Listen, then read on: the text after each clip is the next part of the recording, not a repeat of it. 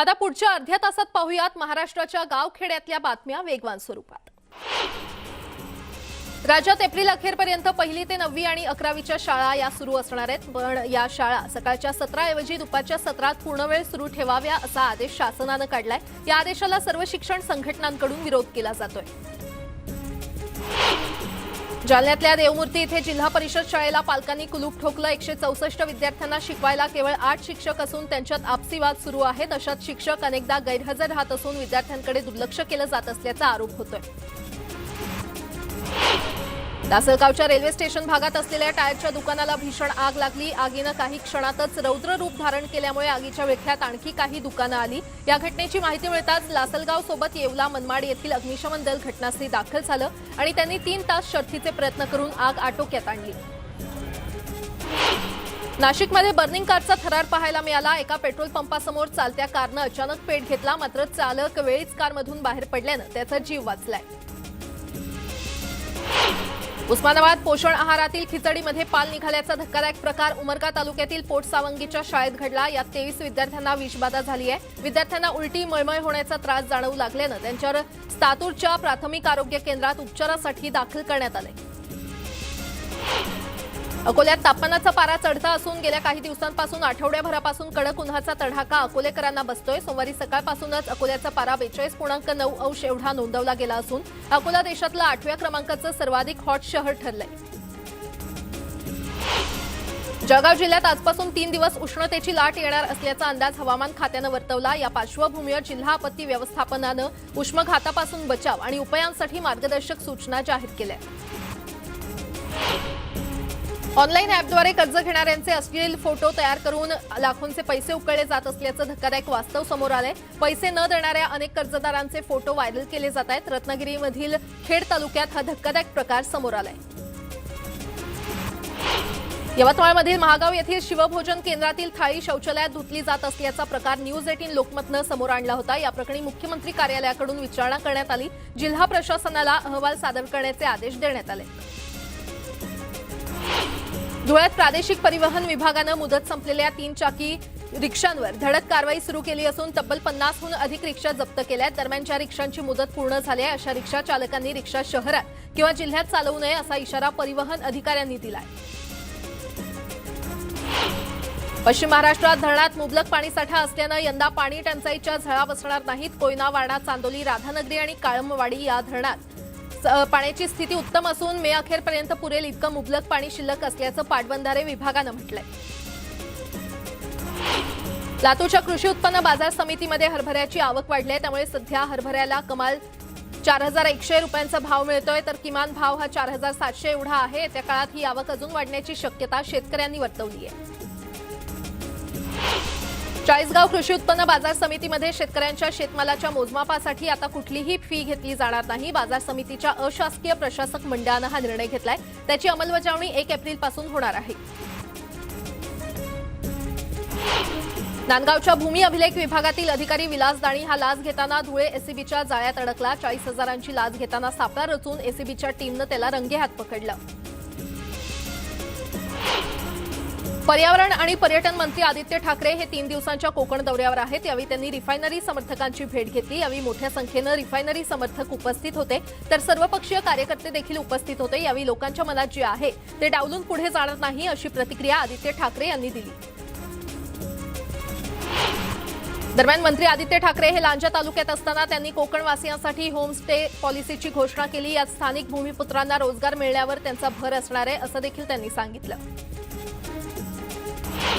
आदित्य ठाकरे हे सिंधुदुर्गहून रत्नागिरीला जात असताना त्यांच्या ताफ्यातील वाहनांचा अपघात झाला। ताफ्यातील 3 गाड्या एकमेकांवर आदळल्या। सुदैवानं यात कोणालाही दुखापत झाली नाही।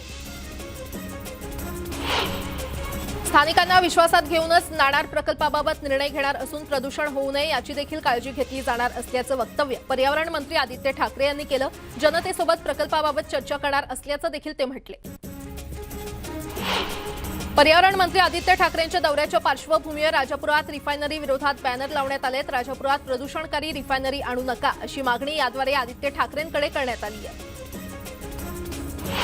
काँग्रेसच्या भरवशावर मोठे झालेले नेते आता काँग्रेसच्या विरोधात बोलू लागलेत अशी खंत काँग्रेस प्रदेशाध्यक्ष नाना पटोले यांनी व्यक्त केली। न्यायव्यवस्थेत संभ्रम आणि अविश्वास निर्माण होत असल्याचं मत पटोले यांनी व्यक्त केलं। वीज वितरण कर्मचाऱ्यांच्या संपावर महावितरणाचं खासगीकरण होणार नाही असं मुख्यमंत्र्यांनी जाहीर करावं अशी मागणी भाजप नेते अनिल बोंडे यांनी केली आहे। तर राज्य सरकार हे शेतकरी आणि गोरगरिबांचे दुश्मन आहेत अशी टीका देखील बोंडे यांनी केली। भाजपच्या हातून सत्ता गेल्यानंतर भाजपची काळी नजर महाविकास आघाडी सरकारवर आहे। मात्र भाजपची काळी जादू चालणार नसून हे सरकार 5 वर्ष टिकेल असा विश्वास काँग्रेस प्रदेशाध्यक्ष नाना पटोले यांनी व्यक्त केला। ते भंडाऱ्यात बोलत होते। दरम्यान पटोलेंच्या वक्तव्यावर भाजप आमदार परिणय फुके यांनी प्रत्युत्तर दिलंय। नाना पटोलेंना त्यांचे घोटाळे बाहेर येणार असल्याची भीती असल्यानंच ते वारंवार टीका करत असल्याचा आरोप परिणय फुके यांनी केलाय। नंदुरबार पालिकेनं थकबाकीदारांच्या नावांच्या केलेल्या बॅनरबाजीमुळे नंदुरबारमध्ये राजकीय वातावरण चांगलंच तापलंय। शिवसेनेनं भाजप जनतेची दिशाभूल करत असल्याचा आरोप केलाय। तसंच भाजप नाट्य मंदिर, सीबी गार्डन आणि इंदिरा मंगल कार्यालयाच्या मालमत्ता कराची मागणी करते। मात्र या मालमत्ता नगरपरिषदेच्या मालकीच्या असल्यानं त्यावर कशी कारवाई होणार असा मुद्दा उपस्थित करत शिवसेनेनं विरोधकांचा समाचार घेतलाय। सेंटर ऑफ इंडियन ट्रेड युनियनसह विविध विभागातील कामगार संघटनांकडून मंगळवारी जळगाव जिल्हाधिकारी कार्यालयावर मोर्चा काढण्यात आला। सार्वजनिक उद्योगांचं खासगीकरण करून त्यांना कवडीमोल भावानं कॉर्पोरेट्सच्या झोळीत टाकलं जात असल्याचा आरोप यावेळी संघटनांकडून करण्यात आला। सांगली महापालिका शाळांमधील विद्यार्थ्यांना छत्रपती शिवाजी महाराजांच्या अनेक शौर्यांचा इतिहास पाहता यावा यासाठी महापालिका आयुक्त नितीन कापडणीस यांनी एक स्तुत्य संकल्पना अंमलात आणली आहे। या संकल्पनेनुसार 29 मार्च 2022 पासून मनपाच्या 50 शाळेतील 5500 विद्यार्थी हे पावनखिंड चित्रपट पाहणार आहेत। पाथरी तालुक्यातील 29 ग्रामपंचायत सदस्यांची पदं धोक्यात आलेली आहेत। निवडणुका होऊन 12 महिने उलटून गेले तरी निवडून आलेल्या आरक्षित जागांवरील जात प्रमाणपत्र दाखल न केल्यामुळे ही कारवाईची तयारी प्रशासनानं सुरू केली आहे। परभणीतल्या सेलू नगरपालिकेची थकीत मालमत्ता कर आणि पाणीपट्टी करापोटी 80 लाख रुपयांची थकबाकी झाली आहे। अशात नगरपालिका आता थकबाकी वसुलीसाठी मोहीम हाती घेणार आहे। नागरिकांनी लवकरात लवकर कर न भरल्यास कडक पावलं उचलण्याचा इशारा देण्यात आलाय। तळेगाव दाभाडे नगरपरिषदेतील बाकी असलेली जवळपास 15 कोटींची थकबाकी वसूल करण्यात आली आहे। विक्रमी थकबाकी वसूल करण्यात आली असून इतरही थकबाकीदारांनी लवकरात लवकर कर भरण्याचं आवाहन नगरपरिषदेकडून करण्यात आले।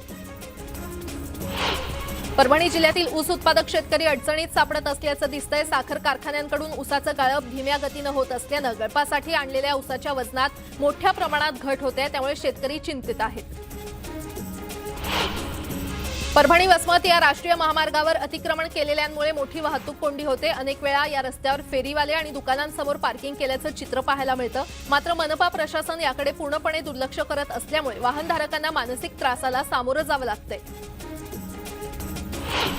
चाळीसगाव तालुक्यातील 13 शेतकऱ्यांची मोसंबी खरेदी व्यवहारात पैसे न देता फसवणूक करणाऱ्यांचा चाळीसगाव ग्रामीण पोलिसांनी भांडाफोड केलाय।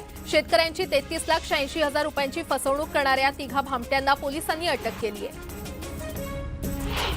गोंदियामधील देवरी तालुक्यातील गाडवी नदीत बोट बुडाल्याची घटना घडली। यात 2 महिलांचा मृत्यू झालाय तर बोटीतील इतरांना पोहता येत असल्यानं त्यांनी आपला जीव वाचवला।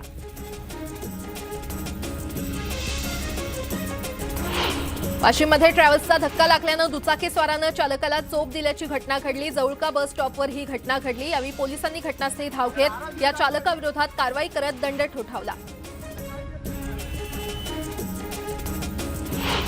अहमदनगर जिल्ह्यातील वन विभागाच्या भ्रष्टाचार प्रकरणाची चौकशी सुरू आहे। मात्र दोषी अधिकाऱ्यांवर कारवाई होणार का याबाबत साशंकता निर्माण झाली आहे, कारण यापूर्वी देखील भ्रष्टाचार उघडकीस आले मात्र दोषी अधिकाऱ्यांवर कारवाई कधीच झाली नाही। त्यामुळे कारवाई कधी होणार असा प्रश्न उपस्थित होतोय। बीडसह राज्यात धुमाकूळ घातलेल्या साखळी चोरांच्या टोळीच्या मुसक्या आवळण्यात स्थानिक गुन्हे शाखेला यश आलंय। या टोळीवर तब्बल 27 पेक्षा अधिक गुन्हे असून टोळीकडून अनेक गुन्हे उघडकीस येतील असा अंदाज पोलिसांनी व्यक्त केलाय। जळगावात ओव्हरटेक करत असलेल्या पोलीस वाहनानं समोरून येणाऱ्या कारला जोरदार धडक दिली। या अपघातात कारमधील 5 जण जखमी झाले असून दोघांना गंभीर दुखापत झाली आहे। महामार्गावरील खेडी पेट्रोल पंपाजवळ हा अपघात झाला। वाशिमच्या कारंजा तालुक्यात टायरच्या दुकानाला आग लागली। यात रिमोल्डिंगसाठी ठेवलेले टायर जळून मोठं नुकसान झालंय। अग्निशमन दलाच्या जवानांनी वेळीच आगीवर नियंत्रण मिळवलं। वर्ध्यातील मोहता जिनिंग प्रेसिंगच्या आवारात 10 एकरात असलेल्या गवताला आग लागली। यात आगीत बंद अवस्थेत असलेलं जिनिंग प्रेसिंग देखील जळालं। वर्धा नगरपालिकेच्या अग्निशमन दलानं या आगीवर नियंत्रण मिळवलं, मात्र आगीचं कारण अद्याप अस्पष्ट आहे। केंद्र आणि राज्य सरकारच्या कामगार विरोधी आणि जनविरोधी धोरणाला हाणून पाडण्याकरता हजारो महिला कामगारांनी जिल्हाधिकारी कार्यालयावर धडक मोर्चा काढला। अमरावतीमध्ये या 2 दिवसीय संपात विविध क्षेत्रातील हजारो महिला सहभागी झाल्या। चंद्रपुरात सलग 5व्या दिवशी पाणी पुरवठा ठप्प आहे, त्यामुळे नागरिकांचे हाल होत असल्यानं स्थानिक आमदार किशोर जोरगेवार यांची संघटना यांग चांदा ब्रिगेड आक्रमक झाली। यावेळी महिला कार्यकर्त्यांनी मनपाच्या पाणी पुरवठा कार्यालयावर मोर्चा काढला। यावेळी उपमहापौर राहुल पावडे यांनी मध्यस्थी केली। केंद्र सरकारच्या धोरणाविरोधात पोस्ट कर्मचारी संपावर गेलेत। या संपाचा परिणाम 10वी 12वीच्या निकालावर होण्याची शक्यता आहे, कारण मालेगाव मनमाडसह काही पोस्ट कार्यालयात उत्तर पत्रिका पडून राहिल्यानं निकालावर परिणाम होऊ शकतो। परभणी जिल्ह्यातील वीज कर्मचाऱ्यांचा संपाचा दुसरा दिवस असून या संपामध्ये कर्मचाऱ्यांचा मोठ्या संख्येनं सहभाग आहे। जिल्ह्यातील येलदरी येथील सर्व अभियंते, तांत्रिक कामगार यासह कार्यालयीन कर्मचारी संपात सहभागी असल्यानं केंद्राचे सर्व कामकाज ठप्प होण्याची शक्यता निर्माण झाली आहे। वाशिम जिल्ह्यातील वीज कर्मचारी मंगळवारी दुसऱ्या दिवशी देखील संपावर आहेत। या संपामुळे महावितरणाची थकीत वीज वसुलीची कामं रेंगाळली असून ग्रामीण भागात देखभाल दुरुस्तीला खीळ बसली आहे। अकोल्याच्या पातूर तालुक्यातील अंबाशी येथील महिलांनी सोमवारपासून अकोला जिल्हाधिकारी कार्यालयासमोर उपोषणाला सुरुवात केली। पिण्याचं आणि वापरण्याचं पाणी मिळत नसल्यानं त्यांनी उपोषण सुरू केलं। केंद्र सरकारनं जलजीवन मिशन सुरू केल्यानंतर देखील पाण्यासाठी भटकंती करावी लागल्याचा आरोप या महिलांनी केला आहे। जळगावच्या भुसावळमध्ये शिवसेनेकडून महागाई विरोधात आंदोलन करण्यात आलं। यावेळी प्रांत कार्यालयावर बैलगाडी मोर्चा काढण्यात आला। यावेळी केंद्र सरकार विरोधात जोरदार घोषणाबाजी करण्यात आली। बुलढाणा जिल्ह्यातील मलकापूर शहरातील अंगणवाडी कर्मचारी महिलांच्या वतीनं मोर्चा काढण्यात आला। यावेळी अंगणवाडी सेविकांनी आपल्या मागण्यांचं निवेदन तहसीलदारांना दिलं। मनमाड सांगली राष्ट्रीय महामार्गावरील दौड कुरकुंभ दरम्यान काम अर्धवट सोडून दिल्यामुळे प्रवाशांना अनेक अडचणींचा सामना करावा लागतोय। त्याकडे प्रशासनानं दुर्लक्ष केल्यामुळे मनसेचे प्रदेश उपाध्यक्ष सुधीर पाटसकर यांच्या नेतृत्वाखाली महामार्ग रोखत मनसे स्टाईल आंदोलन करण्यात आलं। यावेळी महामार्गावर वाहनांची मोठी रांग लागली होती। लासलगाव बाजार समितीमध्ये चोरट्यांनी लिलावासाठी शेतकऱ्यांना घेऊन आलेला कांदा ट्रॅक्टरसह चोरीला नेला। या घटनेमुळे संतप्त शेतकऱ्यांनी लिलाव बंद पाडत मुख्य गेटवर धरणे आंदोलन केलं। घटनास्थळी पोलिसांनी धाव घेत शेतकऱ्यांना आरोपीला पकडण्याचं आश्वासन दिल्यानंतर आंदोलन मागे घेण्यात आलं। संपूर्ण जगाला वेढून बसलेल्या कोरोनाची पकड आता ढिली होत असून बुलढाणा जिल्ह्यानं कोरोनामुक्तीच्या दिशेनं पहिलं पाऊल टाकलंय। आज जिल्ह्यात एकही पॉझिटिव्ह रुग्ण आढळला नसून ऍक्टिव्ह रुग्णांची संख्या सुद्धा 0 झाली आहे। भंडाऱ्याचे जिल्हाधिकारी संदीप कदम गाड्यावर थिरकल्याचं पाहायला मिळालं। माझी वसुंधरा निमित्त सायकल परेडचं आयोजन करण्यात आलं होतं। यावेळी सायकल स्वारांसोबत गाड्यावर नाचताना ते दिसले। एमआयएमचे आमदार फारुख शहा यांनी धुळ्यात हिंदू आणि मुस्लिम जोडप्यांचा अनोखा विवाह सोहळा आयोजित केला होता। हजारो धुळेकरांनी या सोहळ्याला उपस्थिती लावली। यावेळी पालकमंत्री अब्दुल सत्तार आणि इतर नेते मंडळी देखील उपस्थित होते। या सोहळ्यातून सामाजिक एकता आणि सलोखा निर्माण होण्याकरता प्रयत्न केल्याचं आमदार शहा यांनी स्पष्ट केलं। स्वातंत्र्याचा अमृत महोत्सव या निमित्तानं भंडाऱ्यात सायकल परेडचं आयोजन करण्यात आलं होतं। काँग्रेस प्रदेशाध्यक्ष नाना पटोले यांच्या हस्ते याचं उद्घाटन करण्यात आलं। यात तब्बल 2960 सायकल स्पर्धकांनी सहभाग घेतला होता। या परेडची नोंद लिम्का वर्ल्ड रेकॉर्डमध्ये होण्याची शक्यता आहे। मंगळवारी विदर्भातील 14 कर्तृत्ववान महिलांचा राष्ट्रीय कृषी विकास योजनेअंतर्गत सन्मान सोहळा अकोल्यातील ठाकरे सभागृहात पार पडला। या कार्यक्रमाला जिल्ह्याचे पालकमंत्री बच्चू कडू यांची प्रमुख उपस्थिती होती। अहमदनगरच्या पारनेर तालुक्यात बिबट्याच्या तावडीतून एका महिलेनं तिच्या पतीची सुटका केली। बिबट्याच्या जबड्यात पतीचं डोकं असताना या महिलेनं त्याच्याशी झुंज देत या बिबट्याला पिटाळून लावलं। संजना पावडे असं या धाडसी महिलेचं नाव आहे। घरासमोरून जात असल्याच्या रागातून एका महिलेच्या अंगावर कुत्रा सोडल्याची घटना बीडमधील केजमध्ये घडली। या कुत्र्यानं महिलेला चावा घेतल्यानं महिला गंभीर जखमी झाली। घडल्या प्रकाराबाबत या महिलेनं केज पोलिसांकडे तक्रार केली आहे, मात्र अद्याप कुठलीही कारवाई केली नसल्याची माहिती मिळते। मावळातील पैसा फंड काच कारखान्यात कामगारांना दुर्मिळ प्रजातीचं ऊद मांजर आढळून आलं। हे ऊद मांजर इतक्या लोकांना पाहून भीतीनं सैरवैर झालं। वन्यजीव रक्षक टीमनं या ऊद मांजराला रेस्क्यू करून त्याला निसर्गाच्या सानिध्यात सोडून दिलं। अकोल्यातील अकोट तालुक्यातील शहानूरमध्ये मार्च महिन्यात अनेकदा वाघांचं दर्शन घडलं। तालुक्यातील शहानूर, नरनाळा आणि बोरी हा भाग मेळघाट व्याघ्र प्रकल्पात येतो। या भागात पर्यटकांसह वनविभागाच्या कर्मचाऱ्यांना वाघ दिसण्याचा योग अनेक वेळा जुळून आलाय।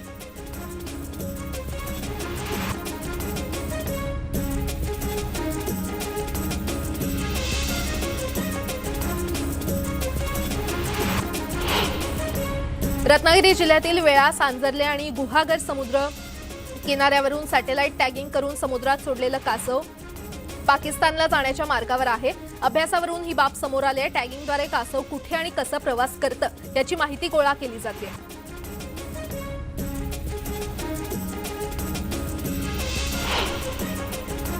यासोबतच बुलेटिनमध्ये एक छोटासा ब्रेक, पाहत रहा न्यूज 18 लोकमत।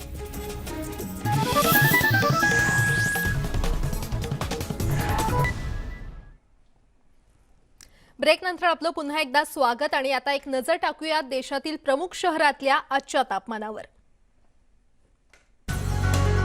आजचं तापमान प्रायोजक मैंगो एयर कूलर। इन गर्मियों में घर ले आए मैंगो एयर कूलर वाली ठंडक।